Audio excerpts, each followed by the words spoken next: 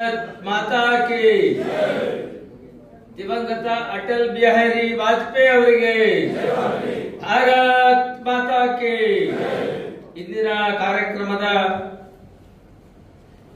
2 ಜಿಲ್ಲೆಯ ಅಧ್ಯಕ್ಷರಾಗಿರುವಂತ ಸನ್ಮಾನ್ಯ ಚಂದು ಪಾಟೀಲ್ ರವರೇ, ಡಾಕ್ಟರ್ ಉಮೇಶ್ ಜಾಧವ್ ರವರೇ, ನಮ್ಮ ಈ ಅಭಿಯಾನದ ರಾಜ್ಯ ಸಮಿತಿಯ ಸದಸ್ಯರಾಗಿರುವಂತ ಧಾರವಾಡಕರ್ ಅವರೇ, ದಯಾನಂದ್ ಧಾರವಾಡಕರ್ ಅವರೇ, ಮಾಜಿ ಶಾಸಕರಾಗಿರುವಂತ ಸುಭಾಷ್ ಗುತ್ತೇದಾರ್ ಅವರೇ, ಒಬಿಸಿ ಮೋರ್ಚಾದ ರಾಜ್ಯ ಪ್ರಧಾನ ಕಾರ್ಯದರ್ಶಿಯಾಗಿರುವಂತ ಮನ್ನಿಕೇರಿ ರವರೇ, ಚೆನ್ನಮ್ಮ ಪಾಟೀಲ್ ರವರೇ, ರಾಜ್ಯ ಮಹಿಳಾ ಮೋರ್ಚಾದ ಉಪಾಧ್ಯಕ್ಷರು ಸಂಜಯ್ ಮಸ್ಕಿನ್ ರವರೇ, ಎಲ್ಲರೇ ಈ ಕಾರ್ಯಕ್ರಮದಲ್ಲಿ ಭಾಗವಹಿಸಿರುವಂತ ನಮ್ಮ ಪಕ್ಷವನ್ನ ಕಟ್ಟಿ ಬೆಳೆಸಿ ಇಲ್ಲಿವರೆಗೆ ತಂದು ನಿಲ್ಲಿಸಲು ಕಾರಣೀಭೂತರಾಗಿರುವಂತ ನೂರಾರು ಹಿರಿಯ ಕಾರ್ಯಕರ್ತರು, ಹಿರಿಯರು ಇಲ್ಲಿ ಬಂದಿದ್ದಾರೆ. ಅವರಿಗೆಲ್ಲರಿಗೂ ನಿಮ್ಮೆಲ್ಲರ ಪರವಾಗಿ ಒಂದು ಸಾಷ್ಟಾಂಗ ನಮಸ್ಕಾರವನ್ನ ಹಾಕೋದಕ್ಕೆ ಇಷ್ಟಪಡ್ತೇನೆ. ಈ ಒಂದು ಕಾರ್ಯಕ್ರಮದಲ್ಲಿ ಉಪಸ್ಥಿತರಿರುವಂತಹ ಇವತ್ತಿನ ಎಲ್ಲ ಪಕ್ಷದ ಕಾರ್ಯಕರ್ತರೇ, ಮಾಧ್ಯಮದ ಸ್ನೇಹಿತರೇ,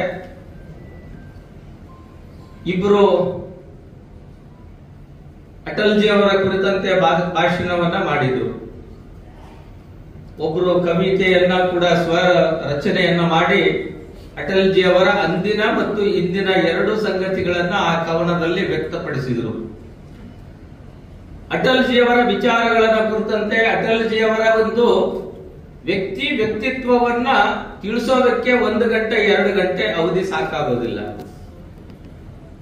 ಆ 50 ವರ್ಷಗಳ ನಿರಂತರ ರಾಜಕೀಯ ಒಂದು ಸಂಘರ್ಷ, ಸಂಘಟನಾತ್ಮಕವಾಗಿರ್ತಕ್ಕಂಥ ಒಂದು ಪರಿವರ್ತನೆಯ ಯಾತ್ರೆಯ ಇತಿಹಾಸವನ್ನ ಹೇಳೋದಕ್ಕೆ ಅಷ್ಟು ಸುಲಭವಾಗಿ ನನಗೂ ಕೂಡ ಆಗೋದಿಲ್ಲ.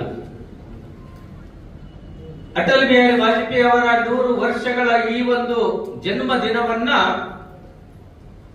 ಅವತ್ತಿನ ಸಂಘರ್ಷದ ದಿನಗಳನ್ನ ಇವತ್ತಿನ ಕಾರ್ಯಕರ್ತರಿಗೆ ಗೊತ್ತು ಮಾಡಿಕೊಡಬೇಕು. ಅವರ ವಿಚಾರಧಾರೆಗಳು ಇವತ್ತಿನ ಕಾರ್ಯಕರ್ತರಿಗೆ ಪ್ರಸ್ತುತವಾಗಿ ಬರಬೇಕು ಅನ್ನುವಂತಹ ಉದ್ದೇಶವನ್ನ ಇಟ್ಕೊಂಡು ಭಾರತೀಯ ಜನತಾ ಪಾರ್ಟಿ ಇಡೀ ವರ್ಷ 2024 ಡಿಸೆಂಬರ್ 25ರಿಂದ 2025 ಡಿಸೆಂಬರ್ 5ರವರೆಗೂ ಇಡೀ ವರ್ಷ ನಿರಂತರವಾಗಿ ಇಡೀ ದೇಶದಾದ್ಯಂತ ಎಲ್ಲ ಕಾರ್ಯಕರ್ತರಿಗೆ ಅವರ ವಿಚಾರಧಾರೆಗಳನ್ನ ತಿಳಿಸುವಂತಹ ಒಂದು ಅಭಿಯಾನವನ್ನ ಕೈಗೊಂಡಿದ್ದೇವೆ. ಡಿಸೆಂಬರ್ 25ನೇ ತಾರೀಕು ಅವರ ಜನ್ಮದಿನ. ಅವತ್ತಿನ ದಿನ ಸುಶಾಸನ ದಿನವನ್ನಾಗಿ ಇಡೀ ದೇಶದಾದ್ಯಂತ ನಾವು ಆಚರಣೆಯನ್ನ ಮಾಡಿದ್ವಿ. ಅದರ ನಂತರ ಇಡೀ ರಾಜ್ಯದಲ್ಲಿ, ದೇಶದಲ್ಲಿ ಅಟಲ್ಜಿ ಅವರೊಂದಿಗೆ ನಿಕಟವರ್ತಿಗಳಾಗಿ ಅವರ ಒಟ್ಟೊಟ್ಟಿಗೆ ಕೆಲಸವನ್ನ ನಿರ್ವಹಣೆ ಮಾಡಿರುವಂತ ಯಾವುದೋ ಕಾರ್ಯಕ್ರಮಗಳಲ್ಲಿ, ಹೋರಾಟಗಳಲ್ಲಿ ಅವರ ಜೊತೆಗೆ ಸಂಘಟನೆಯನ್ನ ಕೆಲಸ ಮಾಡುವಂತಹ ಸಂಪರ್ಕಕ್ಕೆ ಬಂದಿರುವಂತ ಎಲ್ಲ ಹಿರಿಯರ ಮನೆಗಳಿಗೆ ಹೋಗಿ ಅವರಿಗೆ ಗೌರವವನ್ನ ಸಮರ್ಪಣೆ ಮಾಡುವಂತ ಅಭಿಯಾನವನ್ನ ನಾವು ಮಾಡಿದ್ದೀವಿ. ಈ ಅಭಿಯಾನ ಮಾಡುವಕ್ಕೆ ಹೋಗಿರುವಂತ ಸಂದರ್ಭದಲ್ಲಿ ಕೆಲವು ಘಟನೆಗಳನ್ನ ನಾನು ನಿಮಗೆ ಗಮನಕ್ಕೆ ತಗೊಂಡು ಬರ್ತೇನೆ. ಇಲ್ಲಿ ಕೂತಿದ್ದಾರೆ ಸಾಕಷ್ಟು ಹಿರಿಯರು ಗೌರವ ಸಂದರ್ಭಕ್ಕೆ ಹೋಗಿರುವಂತ ಸಂದರ್ಭದಲ್ಲಿ 70, 80, 90ರ ದಶಕಗಳಲ್ಲಿ ಭಾರತೀಯ ಜನತಾ ಪಾರ್ಟಿಯನ್ನ ಕಟ್ಟಿ ಬೆಳೆಸುವಂತದ್ರಲ್ಲಿ ಪ್ರಮುಖ ಪಾತ್ರವನ್ನ ವಹಿಸಿರುವಂತ ಆ ಎಲ್ಲ ಹಿರಿಯ ಜೀವಿಗಳ ಮನೆಗಳಿಗೆ ಹೋದಾಗ ಅವರು ಆನಂದದಿಂದ ಕಣ್ಣೀರ ಹಾಕುವಂತಹ ಒಂದು ವಾತಾವರಣ ಅವತ್ತು ಅಲ್ಲಿ ಸೃಷ್ಟಿಯಾಗಿತ್ತು. ಅಟಲ್ಜಿ ಅವರ ಹೆಸರಲ್ಲಿ ನೀವು ಇವತ್ತು ನಮ್ಮ ಮನೆಗಳಿಗೆ ಬಂದಿದ್ದೀರಿ. ಸ್ವತಃ ನಿನ್ನ ರೂಪದಲ್ಲಿ ನಾನು ಅಟಲ್ ಬಿಹಾರಿ ವಾಜಪೇಯಿ ಅವರನ್ನ ಕಾಣ್ತಾ ಇದ್ದೀನಿ ಅನ್ನುವಂತ ಒಂದು ಆನಂದವನ್ನು ಅವರು ವ್ಯಕ್ತಪಡಿಸ್ತಾ ಇದ್ರು. ಅಂದ್ರೆ ಅಟಲ್ಜಿ ಅವರ ಜೊತೆಗೆ ಕೆಲಸ ಮಾಡುವಂತಹ ಒಂದು ಆ ಕಾರ್ಯಕರ್ತರ ಮಾನಸಿಕ ಸ್ಥಿತಿ ಹೇಗಿತ್ತೆ ಅನ್ನುವಂಥದ್ದನ್ನ ನಾವು ಅರ್ಥ ಮಾಡ್ಕೊಳ್ಬೇಕಾಗಿತ್ತು. ಸೊ ಆ 1 ತಿಂಗಳ ಕಾಲ ಇಡೀ ರಾಜ್ಯದಾದ್ಯಂತ ನಾವು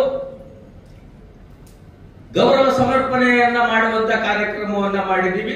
ಈಗ 2ನೇ ಹಂತದ ಕಾರ್ಯಕ್ರಮ ಇವತ್ತು ಏನು ನಡೀತಾ ಇದೆ, ವಿರಾಸತ್ ಜಿಲ್ಲಾ ಮಟ್ಟದ ಸಮ್ಮೇಳನಗಳು. ವಿರಾಸತ್ ಅಂದ್ರೆ ಏನು ಕನ್ನಡದಲ್ಲಿ? ಅಟಲ್ಜಿ ವಿರಾಸತ್ ಸಮ್ಮೇಳನ.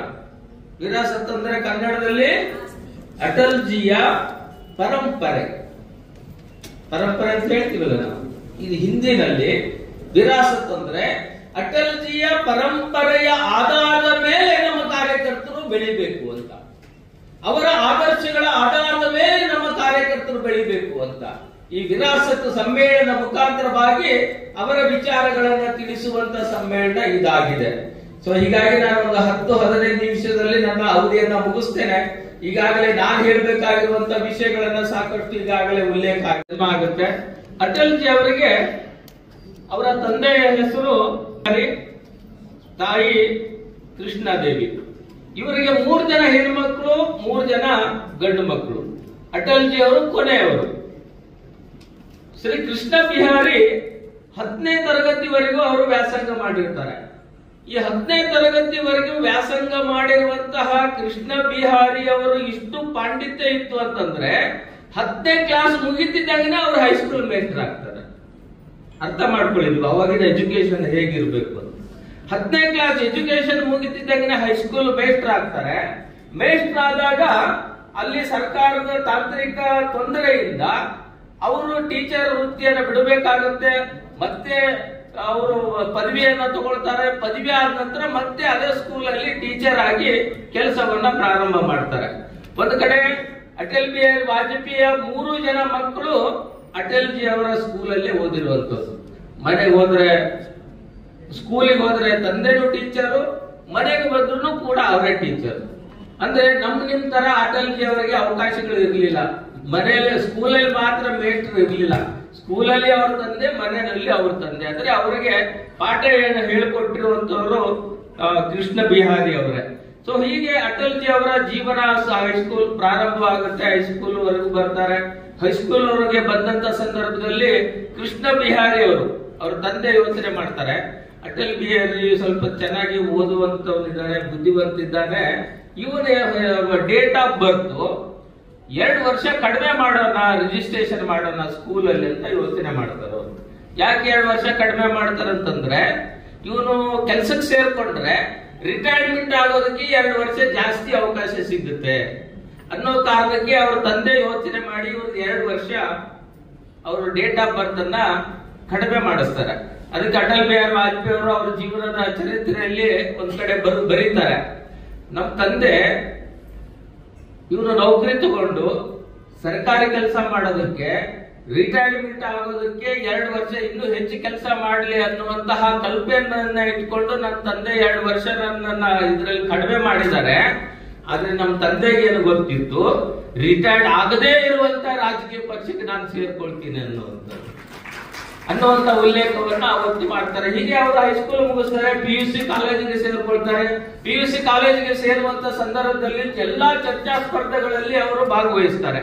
10ನೇ ಕ್ಲಾಸ್ ಇದ್ದಾಗ ಒಂದು ಕಡೆ ಚರ್ಚಾ ಸ್ಪರ್ಧೆಯಲ್ಲಿ, ಭಾಷಣ ಸ್ಪರ್ಧೆಯಲ್ಲಿ ಭಾಗವಹಿಸ್ತಾರೆ. ಆ ಭಾಗವಹಿಸಿರುವಂತಹ ಸ್ಪರ್ಧೆಯಲ್ಲಿ ಅರ್ಧ ಭಾಷಣ ಮಾಡಿ ನಿಲ್ಲಿಸ್ಬಿಡ್ತಾರೆ. ಮುಂದೆ ನೆನಪೇ ಆಗೋದಿಲ್ಲ ಅವ್ರಿಗೆ ಭಾಷಣ ಮಾಡೋದಕ್ಕೆ. ಒಂದು ರೀತಿಯ ಅವಮಾನ, ಮುಜುಗರ ಆಗುತ್ತೆ. ಅಲ್ಲಿರುವಂತಹ ಮೇಟ್ಗಳೆಲ್ಲ ಇನ್ನೂ ಸಣ್ಣ ಹುಡುಗಲ್ಲ, ಇನ್ನೂ ತಿದ್ಕೊಳ್ತಾನೆ ಅಂತ ಹೇಳಿ ಅವನಿಗೆ ಬೆನ್ನು ಚಪ್ಪರಿಸಿ ಕಳಿಸ್ತಾರೆ. 2ನೇ ಬಾರಿಗೆ PUCಗೆ ಬಂದಾಗ ಮತ್ತೊಂದು ಚರ್ಚಾ ಸ್ಪರ್ಧೆಯಲ್ಲಿ ಹೋಗ್ತಾನೆ. ಅವತ್ತು ಅವಮಾನ ಆಗುತ್ತೆ. ಅವತ್ತು ಅವಮಾನ ಆಗಿರುವಂತಹ ಸಂದರ್ಭದಲ್ಲಿ ಅಟಲ್ ಬಿಹಾರಿ ವಾಜಪೇಯಿ ಅವರು ನಿರ್ಧಾರ ಮಾಡ್ತಾರೆ, ನಾನು ಮುಂದೆ ಮಾಡುವಂತಹ ಯಾವುದೇ ಭಾಷಣ ಸ್ಪರ್ಧೆ ಇದೆ ಅಲ್ವಾ, ಇಡೀ ಜನ ನನ್ನನ್ನ ತಿರುಗಿ ನೋಡಿ ನನ್ನನ್ನ ಬೇಷ್ ಅನ್ನಬೇಕು, ಅಂತಹ ರೀತಿಯ ಭಾಷಣಕಾರ ಆಗ್ತೀನಿ ಅನ್ನುವಂತ ಸಂಕಲ್ಪವನ್ನ ಮಾಡ್ತಾರೆ. ಅವತ್ತು ಸಂಕಲ್ಪ ಮಾಡಿರುವಂತಹ ಪರಿಣಾಮವಾಗಿ ಅವರು ಫಸ್ಟ್ ಇಯರ್ ಡಿಗ್ರಿ ಓದುವಾಗ ಲಕ್ನೋದಲ್ಲಿ ಒಂದು ಚರ್ಚಾ ಸ್ಪರ್ಧೆ ನಡೆದಿರುತ್ತೆ. ವಿಶ್ವವಿದ್ಯಾನಿಲಯ ಮಟ್ಟದ್ದು ಚರ್ಚಾ ಸ್ಪರ್ಧೆಗೆ ಇಡೀ ಆ ವಿಶ್ವವಿದ್ಯಾನಿಲಯದಂತ ಎಲ್ಲಾ ಸ್ಪರ್ಧಿಗಳು ಅದರಲ್ಲಿ ಭಾಗವಹಿಸಿರ್ತಾರೆ. ಅಟಲ್ಜಿ ಅವರು ಆ ಭಾಷಣ ಸ್ಪರ್ಧೆಗೆ ಹೋದಾಗ ತುಂಬಾ ಸಮಯ ಆಗ್ಬಿಡುತ್ತೆ, ಲೇಟ್ ಆಗಿ ಹೋಗ್ತಾರೆ. ಲೇಟ್ ಆಗಿ ಹೋದಾಗ ಎಲ್ಲಾ ಭಾಷಣಕಾರರು ಭಾಷಣ ಮುಗಿದು ಹೋಗಿರುತ್ತೆ. ಇನ್ನು ಜಡ್ಜ್ಮೆಂಟ್ ಕೊಡುವಂತವ್ರು ಜಡ್ಜ್ಗಳು ಅದರ ಜಡ್ಜ್ಮೆಂಟ್ ಕೊಡೋದಕ್ಕೆ ತಯಾರಿ ಮಾಡ್ಕೊಳ್ತಾ ಇರ್ತಾರೆ. ಅಷ್ಟೊತ್ತಿಗೆ ಅಟಲ್ಜಿ ಹೋಗಿ ನಿಂತ್ಕೊಳ್ತಾರೆ. ನಾನು ತುಂಬಾ ಕಷ್ಟಪಟ್ಟು ಅಲ್ಲಿಂದ ಇಲ್ಲಿಂದ ಓಡಾಡ್ಕೊಂಡು ಬೆವರ್ಕೊಂಡು ಇದಕ್ಕಾದ್ರೂ ನನಗೊಂದು 2 ನಿಮಿಷ ಅವಕಾಶ ಕೊಡಿ ಅಂತ ರಿಕ್ವೆಸ್ಟ್ ಮಾಡ್ಕೊಳ್ತಾರೆ. ಸೊ ಅಲ್ಲಿದ್ದಂತವ್ರು ಎಲ್ಲರೂ ಕರುಣೆ ತೋರಿಸಿ ಅಟಲ್ ಬಿಹಾರಿ ವಾಜಪೇಯಿ ಅವರಿಗೆ ಭಾಷಣ ಮಾಡೋದಕ್ಕೆ ಅವಕಾಶ ಕೊಡ್ತಾರೆ. ಅಟಲ್ ಜಿ ಭಾಷಣ ಮಾಡೋದಕ್ಕೆ ನಿಂತ್ಕೊಂಡಾಗ ಮೊದಲನೇ ಶಬ್ದ ಹೇಳ್ತಿದ್ದಾಗನೆ ಹೊರಗಡೆ ಇದ್ದಂತ ಎಲ್ಲ ಸಭಿಕರು ಒಳಗಡೆ ಬಂದು ಕೂತ್ಕೊಳ್ತಾರೆ. ಇವರು ಪೂರ್ತಿ ಭಾಷಣ ಮುಗಿಯೋಷ್ಟೊತ್ತಿಗೆ ಇಡೀ ಸಭಾಂಗಣ ಫುಲ್ ಆಗಿ ಹೋಗಿರುತ್ತೆ. ಅಕ್ಕಪಕ್ಕದವರೆಲ್ಲ ಕೂತ್ಕೊಂಡು ಅವರು ತೀರ್ಮಾನ ಕೊಡ್ತಿರ್ತಾರೆ. ಇವತ್ತಿನ ಭಾಷಣ ಸ್ಪರ್ಧೆಯಲ್ಲಿ ಫಸ್ಟ್ ಪ್ರೈಸ್ ಬರೋದು ಇವ್ರಿಗೆ, ಅಟಲ್ ಜಿಗೆನೆ ಬರುತ್ತೆ ಅಂತ ಹೇಳಿ ಅಲ್ಲಿ ಕುಳಿತಿರುವಂತ ಜನ ಯೋಚನೆ ಮಾಡ್ತಿರ್ತಾರೆ. ಅದೇ ರೀತಿಯಾಗಿ ಅಟಲ್ ಜಿ ಅವರಿಗೆ ಮೊದಲನೇ ಸ್ಥಾನವನ್ನ ಒಂದು ಆ ಭಾಷಣ ಸ್ಪರ್ಧೆಯಲ್ಲಿ ತಗೊಳ್ಳುವಂತಹ ಒಂದು ಸಾಮರ್ಥ್ಯವನ್ನ ಅಟಲ್ ಜಿ ಅವರು ತಗೊಂಡಿರ್ತಾರೆ. ಸೊ ಹೀಗೆ ಅವರ ಬಾಲ್ಯ ಜೀವನ, ಸಂಘರ್ಷ, ಹೋರಾಟ, ಸ್ವಾತಂತ್ರ್ಯ ಹೋರಾಟದ ಸಂದರ್ಭಗಳಲ್ಲಿ ರಾಷ್ಟ್ರೀಯ ಸ್ವಯಂ ಸೇವಕ ಸಂಘದ ಒಂದು ಸಂಘ ಶಾಖೆಗೆ ಹೋಗುವಂತಹ ಒಂದು ಸಂದರ್ಭಗಳಲ್ಲಿ ಎಲ್ಲ ಸಂಘದ ಹಿರಿಯರೊಂದಿಗೆ ಅವರ ಒಡನಾಟಗಳು ಪ್ರಾರಂಭವಾಗುತ್ತೆ. ಗ್ವಾಲಿಯರ್ನಲ್ಲಿ ವಿಕ್ಟೋರಿಯಾ ವಿಶ್ವವಿದ್ಯಾನಿಲಯದಲ್ಲಿ ಅವರು ಓದುವಂತಹ ಒಂದು ಅವಕಾಶ ಬರುತ್ತೆ. ಅದಾದ್ಮೇಲೆ MA ಅನ್ನ ಮುಗಿಸ್ತಾರೆ. MA ಮುಗಿದ ಮೇಲೆ ಮುಂದೇನು ಮಾಡೋದು ಅಂತ ಅಟಲ್ ಜಿ ಯೋಚನೆ ಮಾಡ್ತಿರ್ತಾರೆ.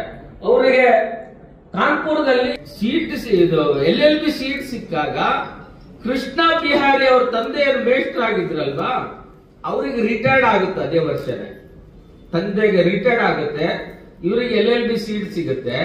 ಅದಕ್ಕೆ ಅಟಲ್ ಜಿಗೆ ಅವ್ರ ತಂದೆ ಹೇಳ್ತಾರೆ, ನೀನು ಹೋಗು LLB ಸೇರ್ಕೋ, ಮತ್ತೆ ನಾನ್ ರಿಟೈರ್ಡ್ ಆಗಿದ್ರಲ್ಲ ನಾನೇನ್ ಮಾಡೋದು ಮುಂದೆ ಅಂತ. ಅದಕ್ಕೆ ಕೃಷ್ಣ ಬಿಹಾರಿ ಅಟಲ್ ಬಿಹಾರಿ ವಾಜಪೇಯಿ ಅವ್ರಿಗೆ ಹೇಳ್ತಾರೆ, ನಾನು ಕಾನ್ಪುರಕ್ಕೆ ಬರ್ತೀನಿ, ನಿನ್ ಜೊತೆ. ಕಲಬುರಗಿ ಅಟಲ್ ವಿರಾಸತ್ ಜಿಲ್ಲಾ ಸಮ್ಮೇಳನ ಆಗಮಿಸಿದರು ಹಿರಿಯರು ಮಾರ್ಗದರ್ಶಕರಾದ ಜಗದೀಶ್ ಹಿರೇಮಠ್ ಅಣ್ಣಾಜಿ ಅವರೇ, ಅಟಲ್ ವಿರಾಸತ್ ಕಾರ್ಯಕ್ರಮ ರಾಜ್ಯ ಸಂಚಾಲಕರು ಜಿಲ್ಲಾಧ್ಯಕ್ಷರಾದ ಅಶೋಕ್ ಬಗಲಿ ಅವರೇ, ಮಾಜಿ ಸಂಸತ್ ಸದಸ್ಯರಾದ ಉಮೇಶ್ ಜಾಧವ್ ಜಿ ಅವರೇ, ಸುಭಾಷ್ ಗುತ್ತೇದಾರ್ ಕಾಕೋರೆ, ವೇದಿಕೆ ಉಪಸ್ಥಿತ ಎಲ್ಲ ಹಿರಿಯರೇ ಮತ್ತು ತಾಯಿಂದ್ರೆ, ಇನ್ನೆಲ್ಲ ಎಲ್ಲ ಪಕ್ಷ ಕಾರ್ಯಕರ್ತರು. ಇವತ್ತಿನ ದಿವಸ ಜಗದೀಶ್ ಹಿರೇಮಠ್ ಅಣ್ಣ ಬಾಜು ಕುಂತಾಗ ಅವ್ರಿಗೆ ಕೇಳ್ತಾ ಇದ್ದ, ಅವರಿಗೆ ರಾಷ್ಟ್ರ ಸ್ವಚ್ಛ ಭಾರತ್ ಅಧ್ಯಕ್ಷ ಮಾಡಿದ್ರು. ಅವ್ರು ಮಾಡಿದಾಗ ನಾ ಕೇಳಿದ್ ನಮ್ಮ ಜವಾಬ್ದಾರಿ ಏನಿತ್ತು. ನನ್ನ ಜವಾಬ್ದಾರಿ ಕಾರ್ಯದರ್ಶಿ ಬಿರೋ ಅಂತ ಹೇಳಿದ್ರು. ನಿಮ್ ಹ್ಯಾಂಗ್ ಸಿಲೆಕ್ಟ್ ಮಾಡಿದ್ರು ಅಂತ ಹೇಳಿದ್ರು. 2 ಸತಿ ಕಾರ್ಯದರ್ಶಿ ಇದ್ದರು. ಅವಾಗ ನಾವು ಹೊರಗೆ ನೋಡಿದ್ದೆವು, ಒಂದು ಕಾರ್ಯದರ್ಶಿ ಪ್ರಧಾನ ಕಾರ್ಯದರ್ಶಿಗಿಂತ ಹೆಚ್ಚಿಗೆ ಪೂರಾ ರಾಜ್ಯನಾಗ ಯಾರೇ ಒಬ್ಬರು ಅವಾಗ ಕೆಲಸ ಮಾಡ್ತಿರೋ ಅಂತಂದ್ರೆ ಜಗದೀಶ್ ಹಿರೇಮಠ್ ಅಣ್ಣವ್ರು ಮಾಡ್ತಿರೋ ಅಂತ ಹೇಳ್ಬೇಕು. ಅದನ್ನ ನೋಡಿ ಯಾರು ಒಂದು MP MLA ಮಾಡ್ಬೋದಿತ್ತು. ಬಟ್ ಕರ್ನಾಟಕನಾಗ ಒಂದು ಒಳ್ಳೆ ಮೆಸೇಜ್ ಹೋಗಿ ಪಕ್ಷ ಸಲಕ್ಕೆ ಯಾರು ದುಡಿತಾರ ಅಂತ ಹೇಳಿ ಅವ್ರಿಗೆ ಒಂದು ರಾಷ್ಟ್ರ ಸಂಚಾಲಕ ಸ್ವಚ್ಛ ಭಾರತ್ ಒಂದು ಅಧ್ಯಕ್ಷ ಮಾಡ ಬಂದಾಗ ಅವಾಗ ಜಗದೀಶ್ ಹಿರೇಮಠ್ ಅವ್ರು ಮಾಡಿದ್ರು. ಅವ್ರ ಪ್ರೋಟೋಕಾಲ್ ಹೇಗಿತ್ತಂತಂದ್ರೆ ಜಮ್ಮು ಕಾಶ್ಮೀರ ಟು ಲಕ್ಷದ್ವೀಪ್ ತಕ 2 ಸತಿ ವಿಸಿಟ್ ಮಾಡ್ಯಾರ. ಯಾವುದೇ ಒಂದು ಊರಿಗೆ ಹೋಗ್ಲಿ, ಯಾವುದೇ ಒಂದು ಜಿಲ್ಲೆಗೆ ಹೋಗ್ಲಿ, ಅಲ್ಲಿಂದ DC SP ಕಮಿಷನರ್ ಪ್ರೋಟೋಕಾಲ್ ಪ್ರಕಾರ ಅವ್ರಿಗೆ ಕರೆದಿ ಅವ್ರು ಕೂಡ ಹೋಗ್ತಿರೋ ಅಂತ ಹೇಳ್ಬೇಕು. ಅದೇ ಇವತ್ತಿನ ದಿವಸ ಒಂದು ಒಳ್ಳೆ ಕಾರ್ಯಕ್ರಮ ಅಟಲ್ ಬಿಹಾರಿ ವಾಜಪೇಯಿ ನೆನಪು ಮಾಡ್ಕೊಂಡು ಮಾಡ್ಬೇಕಂತಂದ್ರೆ ನಮ್ಗ ಕಾಂಗ್ರೆಸ್ಸಿಗೆ ಏನ್ ಫರಕ್ ಅದ ಅಂತಂದ್ರೆ ಇದೇ ಫರಕ್ ಅದ ಅಂತ ಹೇಳಕ್ ಬಯಸ್ತೀನಿ. ನಾ ಅಟಲ್ ಬಿಹಾರಿ ವಾಜಪೇಯಿ 50 ವರ್ಷ ಏನು ಒಂದು ಭಾರತೀಯ ಜನತಾ ಪಾರ್ಟಿ ಸಲಕ್ಕ ಕೆಲಸ ಮಾಡಿ ಕಾರ್ಯ ಮಾಡಿ ಪ್ರಧಾನ ಮಂತ್ರಿ ಆಗಿ ಮತ್ತೊಮ್ಮ ಭಾರತೀಯ ಜನತಾ ಪಾರ್ಟಿ ನರೇಂದ್ರ ಮೋದಿಜಿ ಮುಖಾಂತರ ನಾವೆಲ್ಲರೂ ಕೂಡಿ ಭಾರತನಾಗ ಭಾರತೀಯ ಜನತಾ ಪಾರ್ಟಿ ಪ್ರಧಾನ ಮಂತ್ರಿ ಆಲ ಕಾರಣ ಅಂತಂದ್ರೆ ಅಟಲ್ ಬಿಹಾರಿ ವಾಜಪೇಯಿ ನೆನ್ಸ್ಕೊಂಡು ನಾವು ಮರಿಬಾರ್ದಂತ ಹೇಳಿ ಪ್ರತಿ ವರ್ಷ ಇಂಥೊಂದು ಕಾರ್ಯಕ್ರಮ ಹಾಕ್ತಾರ. ನಮ್ಮ ಪಕ್ಷ ಅಭಿನಂದನೆ ಹೇಳ್ಬೇಕು. ಅಟಲ್ ಬಿಹಾರಿ ವಾಜಪೇಯಿ ಅವ್ರ ತಮ್ಮೆಲ್ಲರಿಗೆ ಗೊತ್ತಿದ್ದಂಗ 25 ಡಿಸೆಂಬರ್ 1924 ಹುಟ್ಟಿದಿರೋರು. ಫಸ್ಟ್ ಅವರು ರಾಷ್ಟ್ರ ಸ್ವಯಂ ಸೇವಕ ಸಂಘದಿಂದ ಅಲ್ಲಿ ಜಾಯಿನ್ ಆಗಿ ಕೆಲಸ ಮಾಡ್ತಾ ಇದ್ರು. ಅವ್ರಿಗೆ ವಿಸ್ತಾರಕ್ ಅಂತ ಹೇಳಿ ಉತ್ತರ ಪ್ರದೇಶ ಇನ್ಚಾರ್ಜ್ ಮಾಡಿದ್ರು. ಇವತ್ತಿನ ದಿವಸ ವಿಸ್ತಾರಕ್ ಅಂತ ಹೇಳಿ ಎಲ್ಲ ತಾಲೂಕಿಗೆ ಬರ್ತಾರ. ಹೆಂಗ ಒಂದ್ ಚಾಯ್ವಾಲ ನರೇಂದ್ರ ಮೋದಿ ಪ್ರಧಾನ ಮಂತ್ರಿ ಆಗ್ಯಾರ, ಹಂಗ ಅಟಲ್ ಬಿಹಾರಿ ವಾಜಪೇಯಿ ಅವರು ಒಂದ್ ವಿಸ್ತಾರಕ್ಕಾಗಿ ಪ್ರಧಾನ ಮಂತ್ರಿ ಆತಾರ ಅಂತಂದ್ರೆ ಇದು ಭಾರತೀಯ ಜನತಾ ಪಾರ್ಟಿ ಒಂದೇ ಪಕ್ಷನಾಗ ಆತ ಅಂತ ಹೇಳಬೇಕು.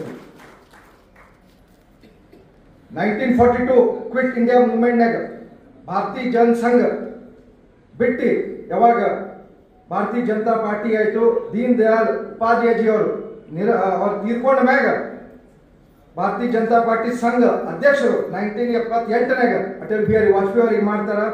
ಅವರು ಲೋವರ್ ಹೌಸ್ ಮತ್ತು ರಾಜ್ಯಸಭಾ ಎರಡು ಕೂಡಿ 9 ಸತಿ ರಾಜ್ಯಸಭಾನಾಗ ಇರ್ತಾರ. ಅವರು ಲೋಕಸಭಾನಾಗ 1996ನಾಗ 10th ಪ್ರೈಮ್ ಮಿನಿಸ್ಟರ್ ಅಂತ ಹೇಳಿ ಅಟಲ್ ಬಿಹಾರಿ ವಾಜಪೇಯಿ ಅವರು ಸಿಲೆಕ್ಟ್ ಆತಾರ. 14 ದಿವಸನೇ ಇರ್ತಾರ. 14 ದಿವಸನಾಗ ಮತ್ತೆ ಗವರ್ಮೆಂಟ್ ಬೀಳ್ತದ. ಅದರಾಗ್ಮೇಲೆ ಮತ್ತೊಮ್ಮ 16 ಮಂತ್ಸ್ ಅಟಲ್ ಬಿಹಾರಿ ವಾಜಪೇಯಿ ಅವರು ಪ್ರಧಾನ ಮಂತ್ರಿ ಇರ್ತಾರ ಮತ್ತ ಹಾರ್ಸ್ ಟ್ರೇಡಿಂಗ್ ಆಗಿ ಒಂದು ವೋಟ್ ಒಂದು MP ಕಮ್ ಬೀಳಕ್ ನಮ್ಮ ಕಾರಣ ಆದಾಗ ಅವಾಗ ವಾಜಪೇಯಿ ಜಿ ಅವ್ರು ಏನಂತಾರ ಹಮ್ ಖರೀದೇಂಗೆ और ಬಿಕೆಂಗೆ ನೈ ಅಂತ ಹೇಳಿ ಮತ್ತೆ ಜನರಲ್ ಎಲೆಕ್ಷನ್ ಬರ್ತಾರ ಜನರಲ್ ಎಲೆಕ್ಷನ್ ಬಂದು ಅವಾಗ 5 ವರ್ಷ 1999 to 2024 ಅಟಲ್ ಬಿಹಾರಿ ವಾಜಪೇಯಿ ಅವರು ಕಂಪ್ಲೀಟ್ ಮಾಡ್ತಾರೆ 2004 ಪಾರ್ಲಿಮೆಂಟರಿ ಎಲೆಕ್ಷನ್ ಆದ್ಮೇಲೆ ಅವಾಗ ಭಾರತೀಯ ಜನತಾ ಪಾರ್ಟಿ ಸೋಲು ಕಾಣ್ತದ ಅವಾಗ ನಮ್ಮ ವಾಜಪೇಯಿ ಜಿ ಅವರು 2005 ನಾಗ पॉलिटिक्स बिट्टी और पूरा राजकीय जीवन बिट्बिಡ್ತಾರೆ 50 ವರ್ಷ और राजकीय में इद्दाग और ಒಂದೇ ಮಾತು ಹೇಳ್ತಿರು मैं राजकीय छोड़ना चाहता हूं भारतीय जनता पार्टी कार्यकर्ता और ये पूरा पॉलिटिक्स मुझे कभी नहीं छोड़ेगा ಅಂತ ಹೇಳಿ 50 ವರ್ಷ ಅವರನ್ನು ಹೋರಾಟ ಮಾಡ್ಯಾರ ವಾಜಪೇಯಿ ಜಿ ಅವರಿಗೆ ಭಾರತ ರತ್ನ 2014 ನಾಗ ಕೊಡ್ತಾರ ಅದಕ್ಕೆ ಅವ್ರ ಒಂದು ಕವಿ ಹೇಳಕ ಪ್ರಸ್ತಾವ ಮಾಡ್ತೀನಿ मौत का उम्र क्या है मौत का उम्र क्या है दो पल का नहीं जिंदगी सिलसिला आजकल का नहीं ಅಂತ ಹೇಳ್ತಾರ ಅವರು ಕೊನೆಗೆ ಅವರು ಪ್ರತಿ ಸತಿ ಒಂದು ಏನು ಹೇಳ್ತಾರ ಅಂದ್ರೆ सरकारें आएंगे जाएंगे पार्टियां बनेंगे बिगड़ेंगे मगर ये देश रहना चाहिए इस देश का लोकतंत्र रहना चाहिए अमर रहना चाहिए ಅಂತ ಹೇಳ್ತಾರೆ आखिरी और ಏನು ಹೇಳ್ತಾರ मैं अटल हूं मैं अटल हूं मैं अटल हूं जय हिंद जय कर्नाटक।